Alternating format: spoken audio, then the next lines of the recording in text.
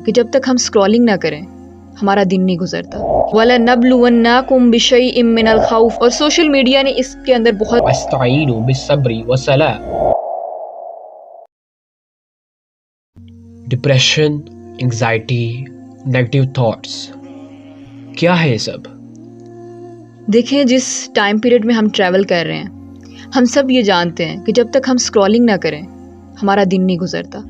ہم سب ایڈکٹ ہو چکے ہیں کہ ہم نے صبح اٹھتے ہی موبائل فون یوز کرنا ہے، اسکرولنگ کرنی ہے، ڈفرینٹ لوگوں کے اکاؤنٹس جو ہیں ان کو سرچ کرنا ہے اور ان کی زندگی کے بارے میں جو ہے وہ جاننا ہے. بالکل، جب تک ہم سوشل اکاؤنٹس چیک نہ کر لیں ہمیں تو سکون نہیں ملتا. بالکل ایسے ہی ہم لوگ جب دوسروں کو چیک کرتے ہیں ہم دیکھتے ہیں کہ ان کی لائف جو ہے وہ پرفیکٹ جا رہی ہے، حالانکہ وہ لوگ بھی پرفیکٹ نہیں ہیں. جو لوگ یہ کہتے ہیں نا کہ ہم پرفیکٹ ہیں، ہم آپ کو بتائیں گے پرفیکٹ کیسے زندگی گزارنی ہے، وہ لوگ بھی پرفیکٹ نہیں ہیں. ایکچولی اس کا بہت برا اثر پڑتا ہے ہماری زندگی میں. جب بھی ہم اپنی زندگی میں پرفیکشن چاہتے ہیں تو پھر ہمیں ان چیزوں کا سامنا کرنا پڑتا ہے. بالکل، اور یہ جو ہمارے مسائل ہیں، ڈپریشن ہے، انگزائٹی ہے، نیگیٹو تھاٹس ہیں اور ڈفرینٹ مسائل کے آج ہم شکار ہیں، وہ کس وجہ سے ہے کہ ان کی بہت سی وجوہات ہیں، لیکن ان میں جو ایک وجہ ہے وہ یہ بھی ہے کہ ہماری زندگی میں پرفیکشن کا کانسیپٹ آ گیا. اور سوشل میڈیا نے اس کے اندر بہت میجر کردار ادا کیا کہ ڈفرینٹ لوگ جو ہیں وہ اپنی ہائی لائٹس ایڈ کرتے ہیں، وہ اپنی ریلز بنا رہے ہیں اور دوسرے جو دیکھنے والا ہے وہ سمجھ رہا ہے کہ اس انسان کی لائف تو پرفیکٹ ہے اور میری لائف جو ہے وہ امپرفیکشنز کا شکار ہے. جبکہ اسلام جو ہے وہ ہمیں جو کانسیپٹ دیتا ہے وہ یہ ہے کہ آپ کی زندگی پرفیکٹ نہیں ہے. اگر زندگی پرفیکٹ ہوتی تو پھر جنت بنانے کا کیا مقصد تھا؟ ہم لوگ یہاں پر ٹیسٹ کے لیے آئے ہیں، آزمائش کے لیے آئے ہیں. وَلَنَبْلُوَنَّكُمْ بِشَيْءٍ مِّنَ الْخَوْفِ وَالْجُوعِ وَنَقْصٍ مِّنَ الْأَمْوَالِ وَالْأَنفُسِ وَالثَّمَرَاتِ وَبَشِّرِ الصَّابِرِينَ کہ یاد رکھو کہ تمہیں آزمایا جائے گا خوف سے، بھوک سے، تمہارے جان و مال سے اور تمہارے پھلوں میں کمی سے. اور وہ لوگ جو ان حالات میں صبر کریں گے ان کو خوشخبری سنا دو. سو یہاں سے ہمیں پتہ چلتا ہے کہ یہ خوف جو ہے، خوف مینس ڈفرینٹ ایموشنز کہ جن سے آپ گزریں گے. اللہ تعالیٰ نے انسان کو ڈیزائن ہی ایسے کیا ہے کہ اللہ تعالیٰ اسے آزما سکے کہ کون ہے جو ان حالات میں بھی صبر کرتا ہے. اور دیکھیں اس میں جو شیطان کا رول ہے، واللہ بالکل جو شیطان ہے وہ وسوسے ڈالتا ہے انسان کو کہ اللہ تعالیٰ تم سے ناراض ہے، اس لیے تو تم سے یہ ساری چیزیں چھینتی جا رہی ہیں. اور یہ سچ نہیں ہے. آپ جانتے ہیں کہ جب اللہ تعالیٰ کسی انسان کو اپنے قریب کرتے ہیں تو اس کو آزماتے ہیں. اور یہ کس سے آزمائش نہیں ہوئی؟ نبیوں پیغمبروں سے آزمائش ہوئی. کہ حضرت یعقوب علیہ السلام کا واقعہ آپ کے سامنے ہے کہ حضرت یعقوب علیہ السلام جب حضرت یوسف علیہ السلام ان سے جدا ہو گئے تو حضرت یعقوب علیہ السلام ان کی جدائی میں روتے رہے اور حتیٰ کہ ان کی بینائی چلی گئی. اور سب سے بڑھ کر ہمارے پیارے نبی صلی اللہ علیہ وآلہ وسلم جب حضرت خدیجہ رضی اللہ تعالیٰ عنہا کا وصال ہوا تو آپ صلی اللہ علیہ وسلم نے اس سال کو عام الحزن قرار دیا گیا. اور اللہ تعالیٰ خود قرآن پاک میں فرما رہے ہیں لا یکلف اللہ نفسا الا وسعها کہ اللہ تعالیٰ کسی بھی جان پر اس کی طاقت سے زیادہ بوجھ نہیں ڈالتے کہ جتنی آپ کی کیپیسٹی ہے اس سے زیادہ اللہ تعالیٰ آپ پر بوجھ نہیں ڈالیں گے. تو پھر ہم کیوں ان چیزوں کو کنسیڈر نہیں کرتے؟ دل جو ہے نا وہ شیشے کے گلدان کی طرح ہے، شائننگ، خوبصورت. اللہ نے بنایا نا خلق السماوات والارض، جس نے پوری کائنات بنائی ہے. لیکن جو زندگی گزر جاتی ہے نا یہ دھندلا ہوتا جاتا ہے، مٹی پڑتی ہے، کبھی تو کالا ہو جاتا ہے.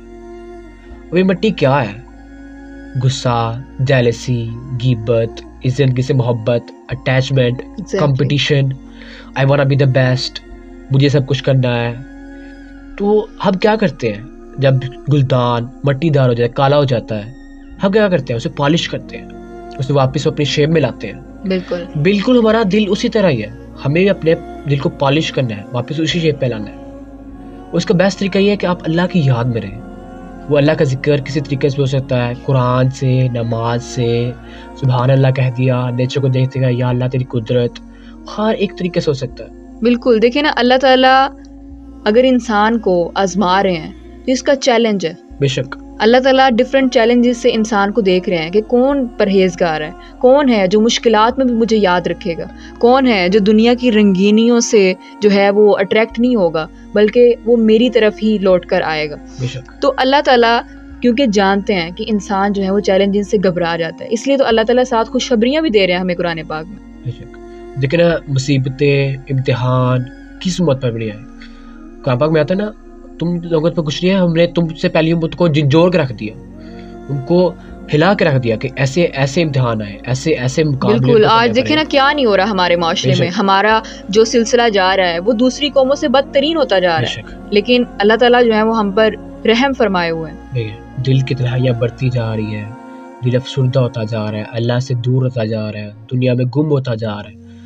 فرسٹلی جو ہمارے پاس آتی ہے بات وہ یہ ہے کہ سائنس نے اس چیز کو پروف کیا ہے کہ جب آپ سانس لیتے ہیں, آپ گہری سانس لیتے ہیں اور پھر آپ ود ان 5 سیکنڈس اس کو دوبارہ ریلیز کرتے ہیں تو آپ کا جو ڈپریشن کا جو لیول ہے وہ کم ہو جاتا ہے. اور دوسری بات یہ کہ جب آپ قرآن سے رجوع کرتے ہیں, اللہ کی طرف رجوع کرتے ہیں, وہ نماز کی صورت میں ہو سکتا ہے, وہ قرآن کی صورت میں ہو سکتا ہے, وہ دعا کی صورت میں ہو سکتا ہے, وہ ویسے ہی اللہ سے گفتگو ہو سکتی ہے کہ جب آپ ان سٹیپس پر آتے ہیں تو آپ کا ڈپریشن لیول کم ہو جاتا ہے. آپ کو یہ پتہ ہے کہ جب رسول اللہ صلی اللہ علیہ وسلم جو ہے وہ اداس ہوتے یا غمگین ہوتے تو وہ نماز کثرت سے نمازوں کی طرف جو ہے وہ رجحان کرتے. اور جیسے کہ ہم جانتے ہیں کہ جب رسول اللہ صلی اللہ علیہ وسلم کے اوپر جو غم کا وقت ہے وہ زیادہ تھا, عام الحزن کا سال تھا, اور اس کے بعد وہ طائف بھی گئے اور کافی زیادہ اداس تھے, تو اللہ تعالیٰ نے انہیں معراج پہ بلایا اور معراج پر ان کو جو تحفہ دیا گیا وہ نماز کا تھا کہ نماز ہی ایک ہیلر ہے, اور قرآن کا جو ذکر ہے وہ ہیلر آف ہارٹ ہے. اللہ تعالیٰ جب خود فرما رہے ہیں قرآن پاک میں تو پھر اس کے بعد میرے خیال سے کوئی اور سلوشن رہ نہیں جاتا. اور اسی طرح آپ اچھے کے بارے میں سوچیں, گڈ تھنکنگ کے اوپر اپنے آپ کو لے کر آئیں, آپ کے ساتھ جو بھی برا ہو رہا ہے آپ اس کو ایک سائڈ پہ رکھیں اور اس دوران جو ہے وہ آپ اچھی چیزوں کے بارے میں دیکھیں کہ میرے ساتھ اچھا کیا ہو رہا ہے. جب اللہ تعالیٰ نے خود فرما دیا استعینوا بالصبر والصلاۃ, نماز اور صبر سے کام لیں, تو پھر ہمیں چاہیے نا کہ ہم اللہ کے احکامات پر عمل کریں, ہم اسی سے کام لیں. ہم کیوں دنیا کے کلبس میں جا رہے ہیں, پارٹیز میں جا رہے ہیں, سوشل ایپ سے گھوم رہے ہیں کہ ہمیں ادھر سکون ملے گا, میوزک میں جا رہے ہیں کہ ہمیں ادھر سکون ملے گا, جب اللہ نے خود فرما دیا سکون صبر میں اور اللہ کی یاد میں, نماز میں, تو ہم کیوں دنیا بھاگ رہے ہیں. اور دیکھیں ہمارا دین تو اتنا خوبصورت ہے کہ سائنٹیفکلی اب ہر چیز پروف ہوتی جا رہی ہے. سائنس, حالانکہ سائنس کا علم بہت لو ہے, لیکن کیونکہ آج کل ہماری سوچ کا معیار سائنس پہ چلا گیا ہے تو اس وجہ سے سائنس کو ضرور ہم ساتھ ڈسکس کرتے ہیں.